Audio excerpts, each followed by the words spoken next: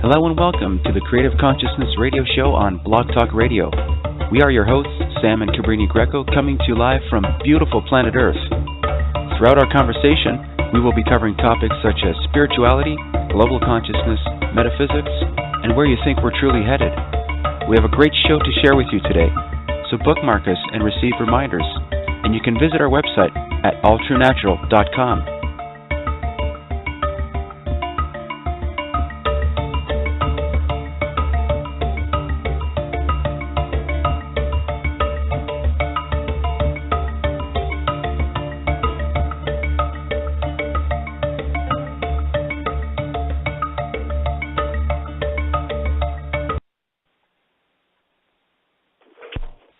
Well, good evening and welcome to Creative Consciousness Radio Show here on Blog Talk Radio.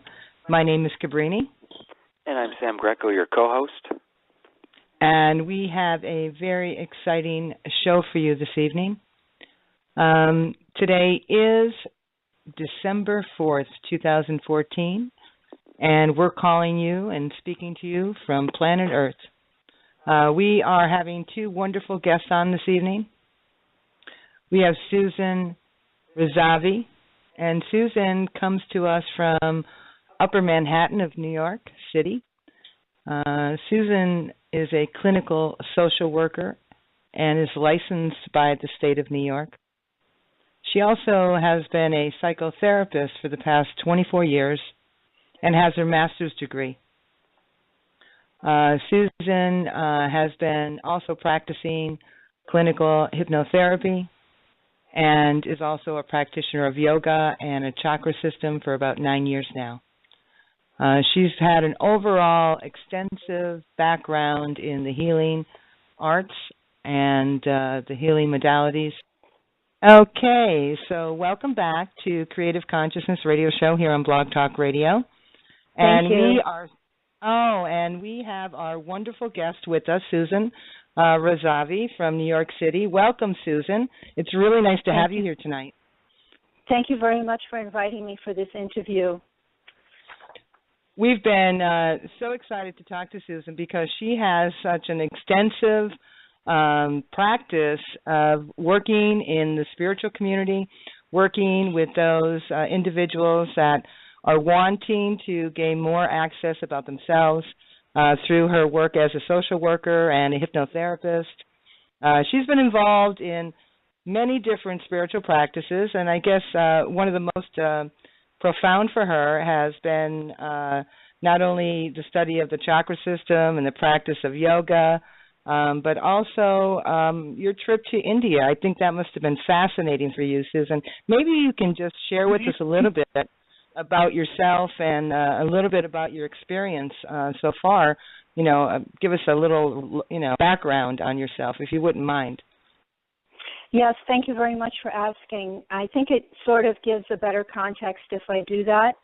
I have a degree in social work, and I also, before I got my degree in social work, I was the mother of 2 children, and I became a semi-professional classical singer.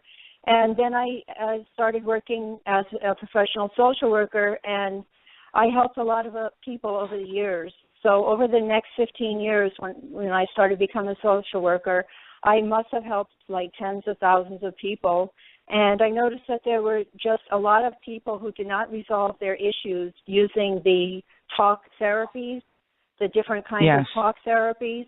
And I just didn't feel satisfied with that. And I noticed that one person who was starting to do meditation on her own got a lot better, and she was less anxious. And I remember we had talked the first time we spoke about there seems to be a time frame when the global consciousness is starting to change. And you said, I think if I remember correctly, that this started about 10 years ago or so. So, well, that's what we kind of recognize, that movement. Yes, but go ahead. Right. So this what I'm talking about, this was about 15 years ago. So it was before that shift that started to happen in the global consciousness.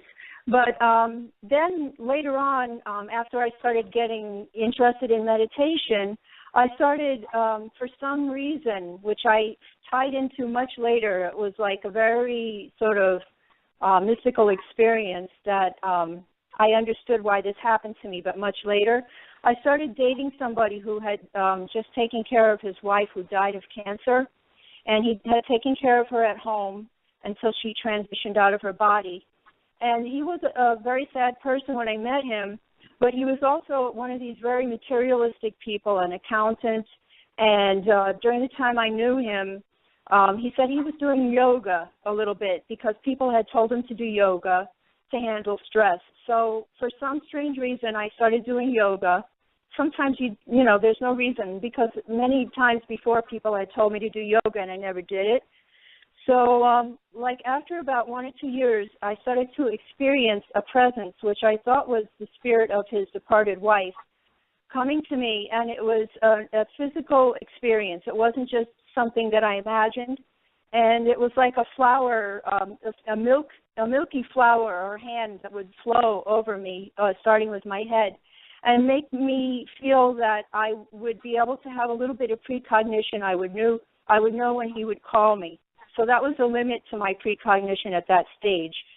And this was about 10 years ago that this happened. So in terms of the global consciousness shift, I think it started shifting for me also at that time. So I thought that it was his wife's spirit, and I kind of started to realize that there was more than what the five senses and the logical mind could actually realize or perceive. So during this time, this widower had bought a townhouse in New York City and completely renovated it and made it into almost like a castle. He did a really beautiful renovation. And then I told him that his wife is communicating with me spiritually, and he just said no, that she's gone, and he was completely against even talking about that. So I made a decision at that point that we weren't going to see each other anymore, but I still had this presence that was still coming to me, and it also began to be of service in my private practice. So more people and more insurance companies would send people to me, and I would even call the insurance companies by name, this would start to manifest. So me being a very Western clinical social worker, it was still kind of out of my realm of realizing what was actually going on, but I knew something was happening that was different. And when I was manifesting this flow of abundance, it worked about 60 to 70% of the time, and it wasn't really happening so much. But in the meantime, I still did a lot of research on Eastern philosophy, different pranayama, breathing exercises, yoga, Ayurveda. I became a yoga instructor. I became a hypnotherapist. And I noticed that there were a lot of similarities between meditation and the state of hypnosis when people are in that state where they're in touch with their unconscious and subconscious.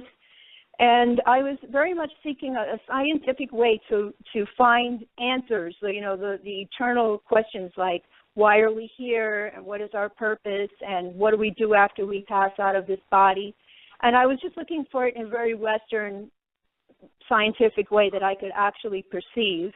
But I kept getting directed into more and more of the hypnotherapy and the meditation. So I use the meditation a lot in the hypnotherapy, and affirmations, chakra system, Vedic scriptures, poetry, storytelling. And people were changing a lot more quickly, and there was not that much of a struggle working with people because they really enjoyed it. But I still wanted to be able to bring people to more of a state of being enlightened, and I wanted to have that experience myself. I learned that there's a third eye chakra, and I didn't feel that it was really open completely. And I did want to bring that experience of being able to be enlightened to myself and to others. But I was still thinking somebody has to prove something to me to make me really go in that direction of being so spiritual. So I wanted evidence of some deep truths. So one day I got a tweet on Twitter from somebody called Manitya Sudevi I never heard of before, stating that I have to go to Inner Awakening, and I didn't know what that was. But then I went to a website, and I started looking at their testimonies of people that went to Inner Awakening, and I started looking at YouTube's and the different programs. And I listened to Patanjali Sutra series that Swamiji, the Paramahamsa Nityananda, who's the one who teaches this program, was doing a series on YouTube. And he made a lot of sense to me. I had read Patanjali Sutras because it's a basic yoga book. And I just remembered that he talked in terms of how we can have a continuous consciousness that leads us to different levels and different dimensions. And I was very interested in this, and I got very impressed. And I listened to a lot of YouTubes. I went to there's a temple in Queens where I saw the deities there. And I was told I should go to Inner Awakening again, and I just didn't know how this would actually function in my life if I went to Inner Awakening, what would be the change. So in early 2013, there was an Inner Awakening planned for May, and the Guru, Swamiji, said that anyone who made a $500 scholarship would receive a full $6,000 scholarship. And, of course, I doubted this, and I was looking for scientific evidence of the healings and of the temples in America actually doing something to help you people in those areas, and I found quite a bit of evidence. So I decided to put a $500 scholarship, and so when I did that, I was waiting for the full scholarship, and I wanted to have my third eye opened. I wanted to help other people, and I didn't really get the scholarship until it was like 2 weeks before the Inner Awakening started. And I had to say that it was too late and I couldn't go because I couldn't get my visa, and I had to give my clients enough notice.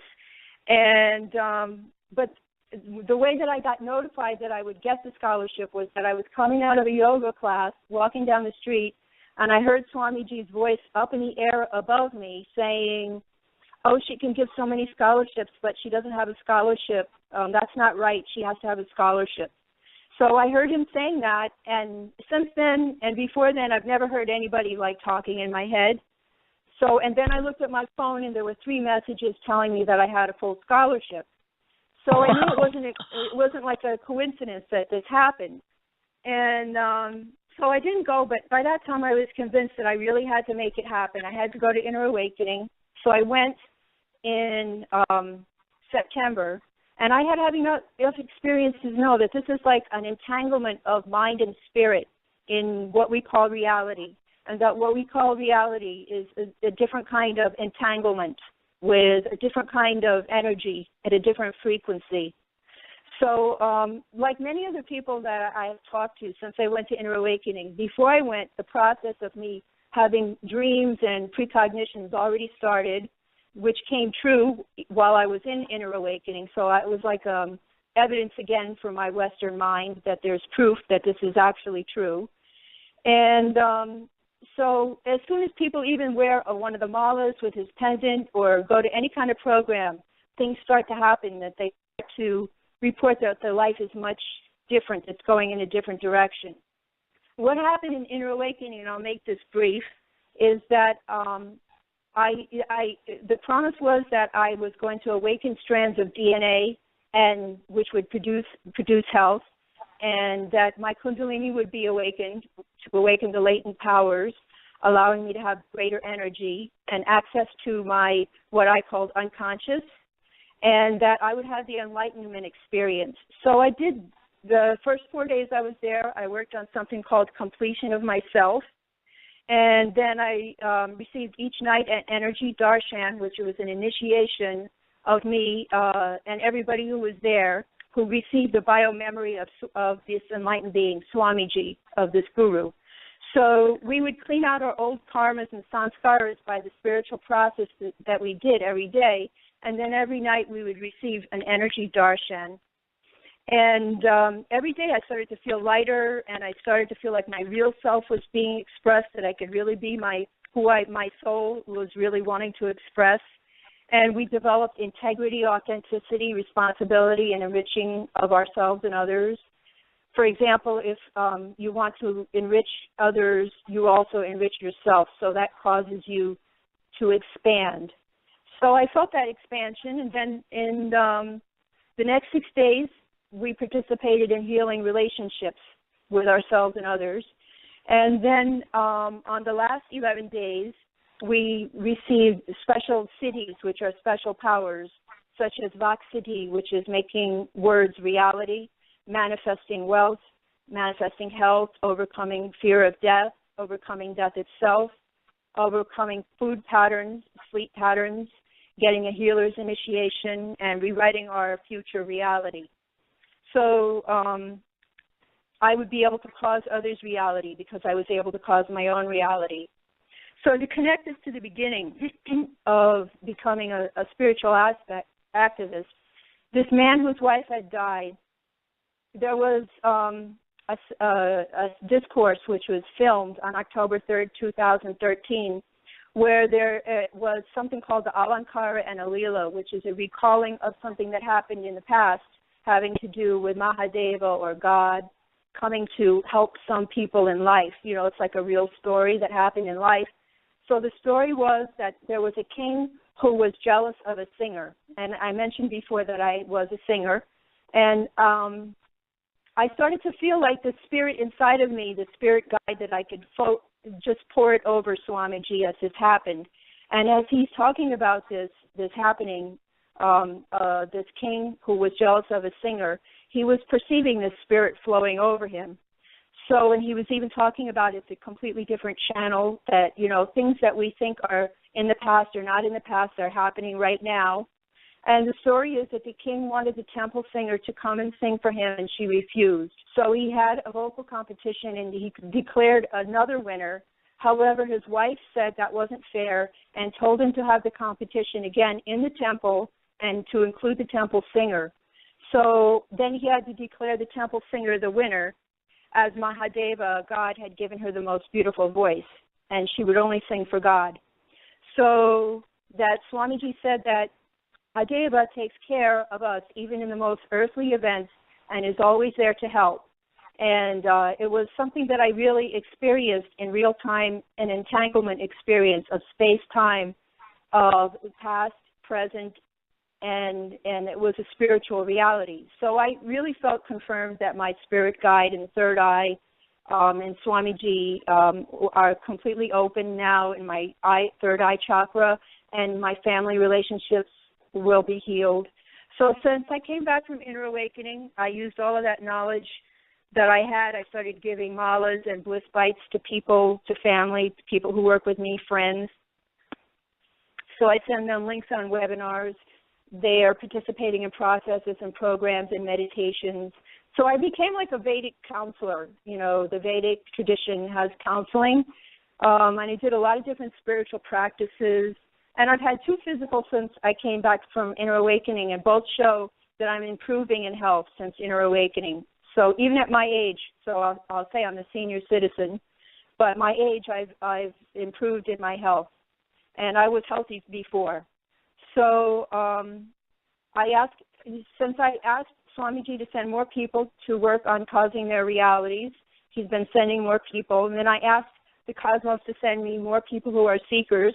And that's when you, Cabrini, posted in Facebook asking for people to submit requests to be interviewed. And since you and I have spoken, I've burned off more karmic knots and more miracles are happening. And I have all kinds of evidence that Swamiji is keeping his promises, and my family is wonderful. My health and abundance is flowing. I'm sleeping well. Everything is great. So I'm just eternally grateful, and I'm grateful to you for having this opportunity to express this coming together of our global consciousness of people who have the same spiritual purpose, bringing more people into that. Susan, I'm just sitting here in complete bliss, listening to you, and you must have sent me a bliss ticket, because the joy that I'm experiencing just in your presence and the language that you're speaking resonates so much. And I know that if I'm feeling this, I know that our listeners are feeling this as well. So many, many blessings, and thank you for the work that you're doing. I think it's tremendous, and I just love your acuteness, your acute awareness to the conversation that you're having. with yourself and with your spirit guides. It's very, very interesting to me. Now, one thing I do have to ask you with your dialogue is you were talking about the spirit that was with you through the gentleman that you had known, and I'm just kind of curious as to that spirit. Now, I know that you're saying that it kind of brought you to the place of your visit on your journey there in India. I just wanted to ask you, do you feel that presence still today, and can you still confirm, more so the nature of that spirit? Well, I believe that it's not an individual spirit. I believe that it's God. It's God, cosmic intelligence, and that it is very possible for each person to open up their own cosmic intelligence and just have that flow through them. So it is a dialogue with the cosmic intelligence and with myself. And human beings are blessed with that capacity because we have that level of consciousness within ourselves. All we need to do is uncover it. And open the door, right? Open your door inside. Open to who you are. I had a very similar experience, Susan. I had a near-death experience. I was in a coma. And I went into an altered state as well. And I was able to access this being in this state who communicated to me the status of where I was and why I was there and what I was doing. And at that time, I really just assumed at that point that it was a spirit guide of some sort that was talking to me. And it wasn't until maybe 10 or 15 years later, doing shamanic work and going and doing shamanic travel, which to me, as you had said before, your hypnotic work, your work as a hypnotherapist has been almost like a mother therapy compared to a lot of other therapies because it's an actual state of mind, hypnosis. And it's a very natural state of mind, and we really just induce that state of mind. But during later times in my, shamanic work and my hypnotherapy, I was able to go back and I was reconfirmed and reintroduced to that experience I had in my death experience, while in a coma. And it was so enlightening. And again, I was able to see the same thing that you did, that voice was the inner spirit that is of oneness, that, expresses that same love to you, to me, to everyone, including our listeners, no matter where they are. Wouldn't you have to agree? Yes, and it's unique. I agree completely. The voice, isn't it unique to each of us? It kind of speaks to us in our own particular personal way. Yes. So everybody, the way that we can understand at the level that we're at, and it has infinite compassion, and it will reach us in any way that it can. If we're only 1 or 2% open to it, it will find a way to reach us. Yes. And it's through our own inquiry and our own willingness to even, seek that. I believe that it's its own self calling itself unto itself. I know it sounds like a head trip, but... Yep. Just for those that are listening right now, I just want to introduce you. We are speaking with Susan Razavi out of New York City, and Susan is here to share her spiritually purposed life with you. And she's been so wonderful in coming to our show, not once, but twice. We had some technical difficulties back just Tuesday before Thanksgiving, and I hope you did have a wonderful Thanksgiving, Susan. Yes, I'm very blessed to have a wonderful Thanksgiving. And you? Yes, it was phenomenal. Just beyond words. Beyond words. We're going to take a little break. Before I do, I just want to introduce you to Susan's website, and you can find that at www.susanrazavi, R-A-Z-A-V-I, therapist.com. And there you can find a lot of information on how to get in touch with Susan, different links, different ideas that she has, and her perspectives on her work. Support her. She's here for you. We're all in the same. We're all in the same world, and we're all part of the same humanity. I'm going to take just a few-minute intermission, and what I'm going to do is I'm going to open up the phone lines for anyone that would like to come on live with us. You can call us at 267-521-0151 and have a conversation and dialogue directly with Susan. I'm sure she'd be more than willing to speak with you. and to work with you and talk to you about your own particular story.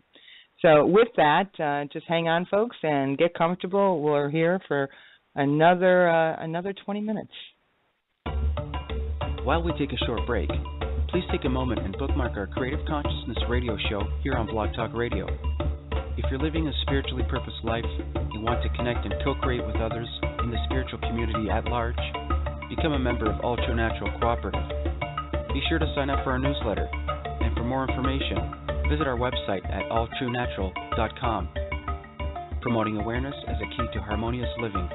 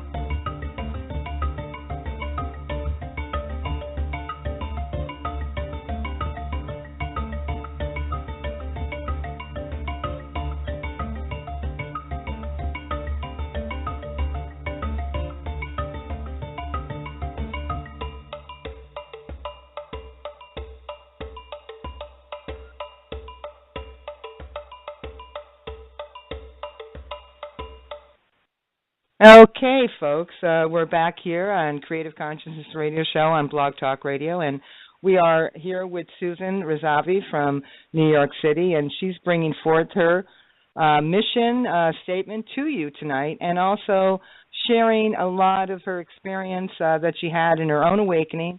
And Susan, I'd like to welcome you back, and also remind those that are listening that you feel free, you can call in and speak directly with Susan at 267-521-0151. And if you prefer just to sit back and listen to the show, feel free to do that as well. Susan, what can you tell us a little bit about what you're doing now in your current status? All right. Right now, we are in Manhattan. We have started up a weekly meetup group, which is on Facebook under the name of Manhattan Nityananda Manhattan Sangha, where we have many people who come to our meetups, and we work with them teaching them meditations. And so we also have been teaching people to participate in the Nitya Dhyan Yoga, which is happening several times a year. It's a overnight, 2-night program that's live two-way from India. So we have the Guru, Paramahamsa Nityananda, who is presenting it and teaching it and sharing his energy. So we do processes called completion, and the other name of that is Samskara Dahana Kriya, which means that we work on cleansing out our samskaras or karmas. And we also learn how to work with ourselves to create our own reality. So we have the Facebook site, Nityananda Manhattan Sangha, and we also have some other websites. There's the nityananda.org website, which is the main website, which has a lot of information. And I'm continuing to accept more people working with me in my private practice. So we have a lot of different spiritual practices that we do. I'm involved as a Thanadar, which is it's like the beginning level of a person who is committed to being a spiritual activist with Nityananda. So we do active volunteer work. And I've been editing something called the Healing Book, which is, there are like literally thousands of people that gave their testimonials about being healed by Swamiji, by the Guru. And it was very wonderful to be able to read all of that and know that that's something that actually happens to people. So I'm just ongoing, working with people to bring them to whatever level they want to go to. Like when we connected, I was looking for more seekers, and thanks to God, they're coming to me. Like 5 people that work with me have been going to the regular meditations and meetups. So it's starting to happen, and they're doing wonderfully. Really interesting miracles are happening. But I don't even want to call them miracles anymore because they're just everyday life. They're just always happening. And that's pretty much where you get to. I remember that too. I having that conversation about the idea of miracles, and when you're living in consciousness of the Creator of love, those miracles become everyday normal experiences. And I love that you say that you don't really want to call them miracles any longer. I really like that because it is an everyday kind of experience when you're walking in love. Mhm. Well, other people, when they tell me these things that are happening to them that they call miracles, or they can't understand why all of a sudden the whole world seems to just turn around and give them what they want, and it's like it's like mind-boggling for them that they don't understand how this could happen. But it's all it really takes is for them to have a little bit of a cognitive shift, and then just to be able to learn how to work with that, with just working with their own cognitive shifts. Every time they want to manifest something, it's not that they have to do anything or think any specific way or do any specific spiritual practice. It's that they have to be able to just know that they have that possibility inside of them in order to manifest it. And once a person realizes that, then the things happen even more quickly. Well, that is so profound, and we are in 100% of agreement with what you're saying. And we find the same. And, as you're speaking, Susan, I'm just sitting there smiling. I feel this bliss taking over with what you're saying, because that's absolutely true. That was going to be my next question to you, is about the how. And the how is really in that knowing that it's yours already. Everything around us, as you have spoken to me before about the holographic universe, that everything that we see is not truly real. Can you elaborate a little bit about that? Well, there are a lot of scientists that are working with this concept of, even scientists are saying that our reality is not something that is sort of static, that because of all of the research on quantum physics, that they believe it is more like a fabric which is flowing and constantly changing. Or some scientists even say that it's a hologram, that we have mirrors reflecting us all the time, and that the hologram that comes up is actually the reflection of all of these different mirrors and all of these different dimensions. So now we have even like holograms, in our everyday life, when we see people like Michael Jackson or Tupac having performances as holograms, and, people really respond to them. Maybe the next, level is that people are responding to their own ability to mirror each other as extensions of each other, and that we are working on ourselves continually to cleanse ourselves of anything that the so-called reality that we think of, that our 5 senses tells us is reality, that if we just try to understand that that isn't the only reality, that there are many more possibilities that we have to mirror each other, and that creates the hologram. So, and then you see all these movies out there that they're sort of science fiction, but they're very real stories about people that experience these realities. So you know that a lot of people are experiencing this. And you yourself, aren't you doing a documentary? You've done a documentary, and you've had this experience with many people, right? Yes, we have, and we still are. And all the way around. The answer is yes, absolutely. So, it was really exciting to hear this, that you have made a documentary about what you're doing in the past 10 years, that you have actually documented this shift in consciousness. and that people are going to see this, or that you have your book coming out and the people are going to read that book.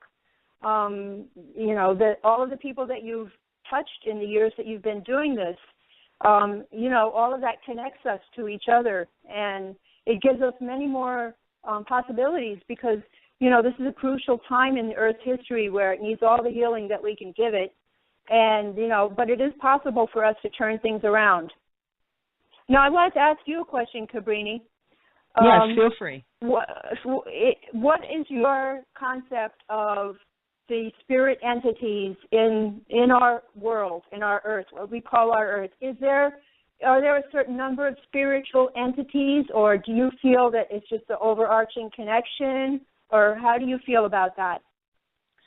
Well, I think that everything that can be spoken already exists. So the answer to that would be yes, and yes. That we are all, everything is here. We are not separated from anything that exists in our outer world or our inner world. We are all one, and we all are manifestations of each other.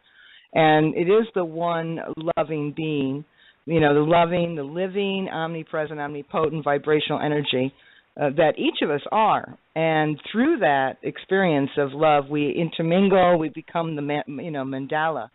We are the blossoming, but it is unlimited. The creative potentiality within each of us is unlimited, and the spiritual forces that exist in this realm, in many dimensional realms, exist as well.